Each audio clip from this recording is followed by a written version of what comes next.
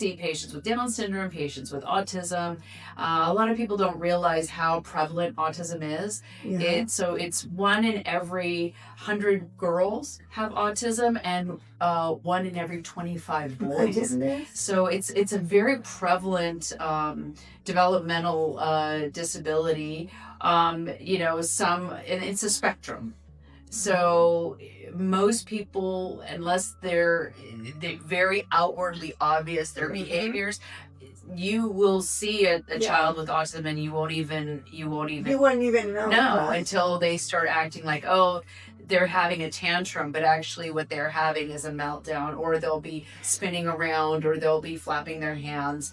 And a lot of them have tactile sensitivities, or they have sound sensitivities.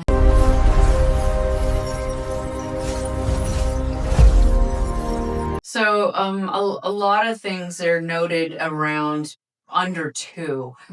Some things are noted at birth, but for example, with autism, there are some pretty significant milestones that they don't make. They don't usually talk it to, or they'll talk and then they'll stop talking. They'll do things in an OCD type of way. They'll line up cars, or they'll open and close doors, open and close drawers, and only that.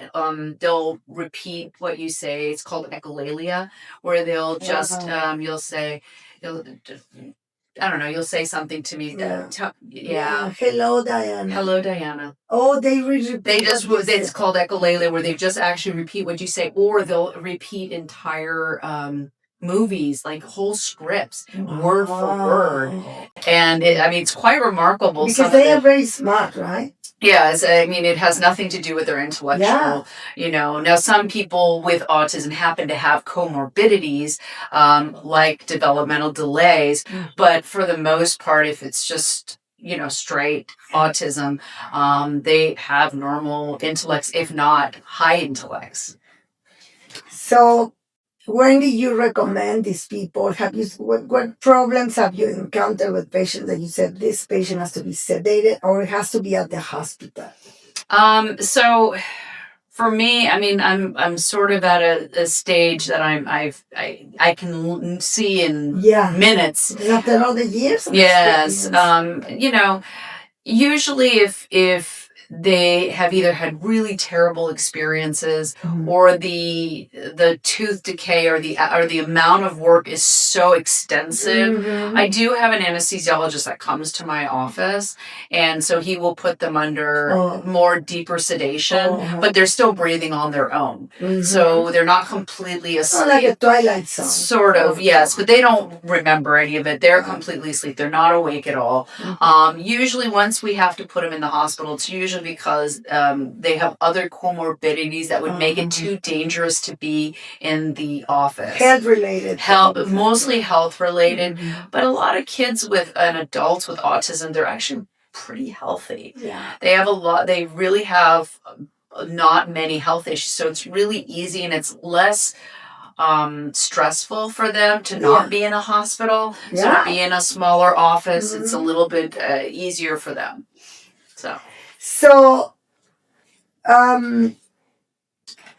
if there's a patient that you see, usually they have the dentition is good, or the dentition is already they're not taking care, or the parents. It depends. I see the gamut. I see some that the parents were, they happen to have good genetics, and they don't eat, because a lot of them also have taste sensitivities. They will only eat one food. And so, or, they don't eat any sweets. So some of them don't have massive dental problems, and then some have extensive dental problems. So it can run the gamut.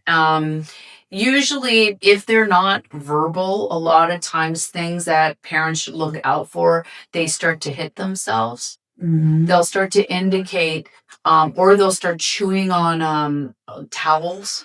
they'll start chewing on plastic And things. they can damage with anything the teeth. Well, that's their way of showing they're in pain. Oh. So now some of them will do it for other reasons because they have other neurological issues. But I usually tell parents, they're like, well, they don't speak. How do I know they're in pain? Well, do they hit themselves? Do they hit their head on the wall?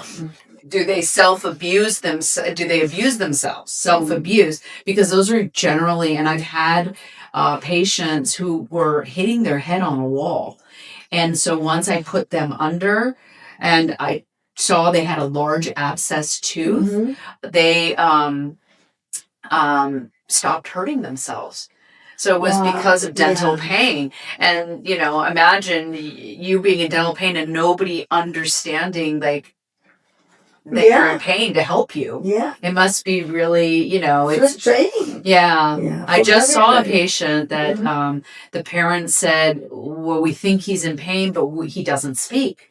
And he had, when I brought him to put him under, I said, he's got a swelling in his cheek here. Wow. And I said, didn't you notice? They're like, well, that swelling's been there a while. Oh my God. When I placed him asleep, the two teeth were so badly abscessed, it was like pus was like literally squirting out. And they cannot even say anything. No, and it's really hard. So it's I feel it's my duty and my gift to be able to help these adults and children to be able to have good dental care. So I wanted to thank you, Dr. Zschaschel. It will be nice in the future. I talked already to the producer that we can go over visit her and maybe she can share with you or with all of us one of the cases. And it's so much ignorance on the topic that these kids sometimes are rejected because they don't understand that they have to be diagnosed, they have to be treated. And somebody like Dr. Diana, we always talk about it because before money, we are so concerned about the patient that we get really into it and spend a lot of time with them. But that's why you have to be passionate. That's why we are so close, like sisters. And she really cares about the patients. And I hope that for everybody to get this information. And if they need any more information, we're gonna put her name and the phone on the screen. You're gonna see it very soon. And I really appreciate your patience, and I hope to see you on the next episode. Thank you. Thank you. Thank you. Thank you. Thank you.